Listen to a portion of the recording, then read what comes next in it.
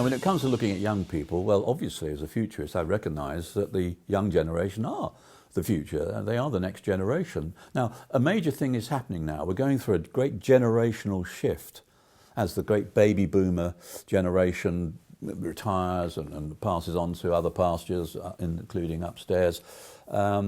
And the next generation, the digital generation, will be taking over managerial roles and political roles and all the rest of it. We call them the digital native generation. Now, the problem with the older generation is they don't really understand that the digital native generation, the new generation that knows only the digital universe, they don't recognise that they are very, very different.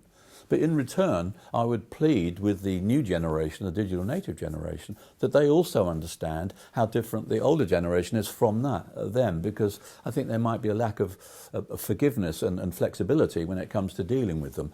Because the older generation look at management and look at employment and so on in a much different way from the younger generation who've been brought up with all the digital apparatus and the digital toys and have different ways of working and collaborating and sharing. They're very visual as a generation. So I think there's a job here. It's a great generational challenge. It's for both generations to try and understand each other a bit more, because we're both going to be on the same planet for a while anyway, and we've got to rub along and do it done properly. It could be incredibly effective. But the older generation of management must understand that this is a new kind of generation, and they work differently and they think differently and they socialise differently.